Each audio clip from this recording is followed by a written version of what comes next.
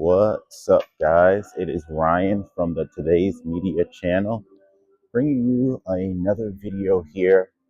It is November 22nd, 2024. And as you can probably see my breath, it is cold outside. I know it's been a couple of days since my last video. Life be lifing sometimes, but just wanted to give a quick update on me, what's going on with current events, and just share my thoughts. As we begin here, if you like this video, please like, comment, and subscribe. I really appreciate each and every one of you who tunes into this video and all my other videos, because it really helps. My goal is to tell our stories today. So, anyway, the big media topic that's been going on the last couple of days, and I know by the time you're watching this, it's been pretty late, is about the Ukraine escalation. Biden has given the Ukraine government, Zelensky, and Ukraine forces permission to use the ICBM missiles that were given by the US to use against Russia. And as you probably can already witness, Russia is not happy about that. One thing that most people may not know is that to use these weapons, the Ukrainian troops are not trained to actually properly fire off these missiles. US military personnel have to be the ones to actually fire these weapons at those intended targets. If you can imagine, if someone buys a weapon or is given a weapon by someone else, you're probably not going to be friends with that third party as well, especially when both parties are already enemies, or at least not on friendly terms. So this whole stir has been causing a rupture in the media. At this point, Russia has already responded to those missile launches and attacked with their own ICBMs at military targets. And to be honest with you, there's only one loser. And that loser is the poor men and women who have to fight in this useless war. If you ask me personally, I think war is mainly unnecessary. There's only two situations where I can deem war absolutely necessary. When you're defending yourself from an outside attacker, or maybe from within. And that second reason, which some people may or may not agree with me, is when you may have to gather resources for your country. I'm not saying wars of attrition or aggression are absolutely necessary, but it's a cold world out here. But in 99% of cases, war is completely unnecessary, and war has no winners. The only people who win is the military industrial complex, who benefits from selling these weapons, and the rebuilders, the people who are going to have to rebuild after a war is finished. And that's how I truly feel about that. But just to deviate from this topic, what's been going on with me, I've been trying to go to the gym more, do some more workouts, trying to get stronger. I'm already big enough, as you guys can probably already see, but I want to actually gain some lean muscle. Family things are kind of rough right now, but that's everyone's life. Everyone has something that they're dealing with. So I want to make that another topic of the video. Tell me, what's the hardest thing going on in life right now? Is it inflation? Is it the price of food? Is it this Ukrainian war that's been going on and all the nonsense? Is it friends, family, or relationships? So many people are struggling with so many different things today. And I honestly hope it will get better. In fact, I know it will get better, because hard times don't always last forever. Back on this Ukrainian topic, it's so funny, the timing. Kamala loses the election, and less than 2 months from Inauguration Day, Biden just flips the switch and say, hey, go ahead, use the missiles. What do I have to lose? And coming from Biden's perspective, what does he really have to lose? He just turned 82 a couple of days ago, and he knows that there aren't going to be any real consequences for his actions. He's out of here another, 5 years, 10 years the most. He can't run for a second term. I mean, he could have barely run for this second term and got booted out. So he knows there's no second term. His legacy is practically stepped on by being kicked out by the Democratic Party and Kamala. And he's just saying, hey, screw it. Why should I care? And leaves the mess for the next administration to pick up. And it's kind of shameful to have a leader like that. Even if you don't have anything personal to gain, think about the poor men and women in Ukraine who have to deal with the circumstances of your actions, the consequences. Like I said, the rich don't fight, the poor do. So when these countries conscript their military, they're not taking from the top 10%.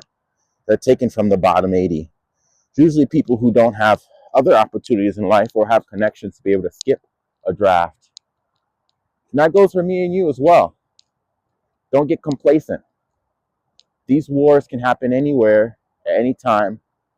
And even though we haven't had a draft in about 60 years, don't think that can't be your son or your uncle or your father.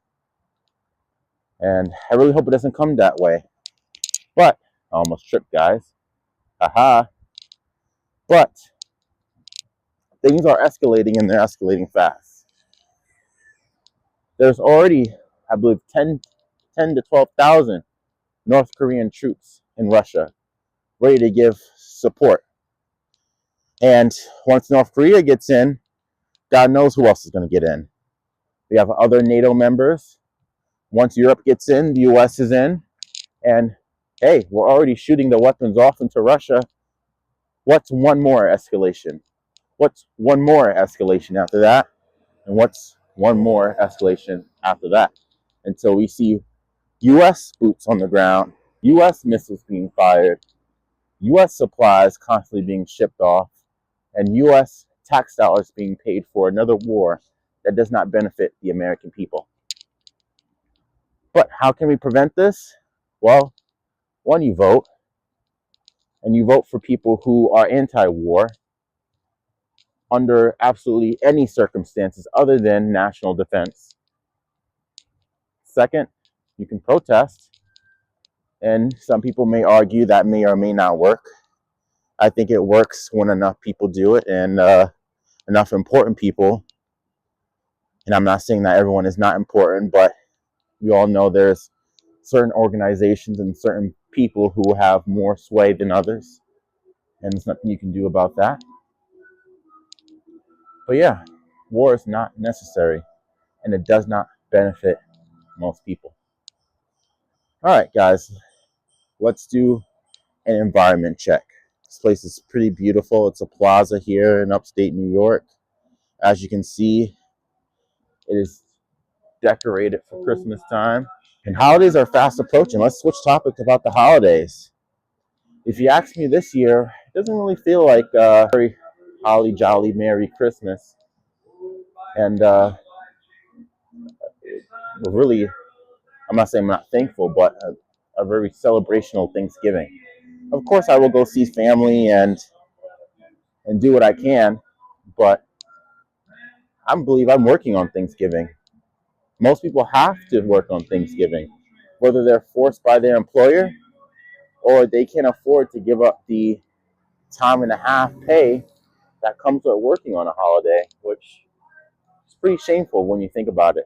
These holidays should be spent with your family, celebrating, being thankful, because we truly do not know how much time we have with the people that we love. And it's sad when you think about it, but don't let me be a Debbie Downer. There's still plenty to be thankful for. We live in America, the greatest country on earth. We have the privilege of having opportunities. We have the privilege of freedom. We have the privilege of being in a nation that allows us to vote, to work, to try to be as self-sufficient as possible. But I believe, guys, this next administration has their work cut out for them. I hope that peace can be brought in January after Trump is inaugurated. But the way things are going now with this escalation doesn't seem so likely. I feel bad for all the men and women who have to die in Ukraine before everyone else can get it right. They're the true losers. And so please remember them, because they're fighting for their lives. And if you ask me, I think Zelensky is ASSSHOLE. You can probably already guess what that spells. He knows that this war is useless. He knows that he's not going to win. I think he knows that as well. That's why he constantly has to keep begging the US for supplies and weapons and money to fight a war that's not for the Ukrainian people, it's for his own ego. And leaders like that do not care about their people. You wouldn't send tens of thousands of men to die to try to keep yourself in power. You would have brokered a deal. You would have brokered a deal months ago, a year ago, a year and a half ago, as soon as you saw that this war was not possible. And yes, it may have given Russia some more land, but at least the common people would have been able to at least enjoy some type of consistency and stability. And those are just my two thoughts. Wanted to make a quick video here, just giving you an update, letting you guys know I'm still alive and I'm still going to be making content, and I'll try to be more consistent. Like I said, life be lifing. I work a lot, probably close to 70 hours a week, plus, personal obligations. But yeah, the question of the day is, what are you thankful for this Thanksgiving? What can you be more thankful for? Whether it's your family, a car, a place to live, food, money, love, children. Pick one thing and be thankful for it. Because for each thing that you're thankful for, there's 1,000, 10,000, 100,000 people who do not have it and wish they did. Even the shoes on your feet, be thankful for them. And I know I am. Even if I don't appear that way, I truly try to wake up and think about all the things that I have and not about all the things that I want. But yeah, you guys, telling our stories today. Ryan here with Today's Media. Have a blessed day. Happy Thanksgiving. Peace.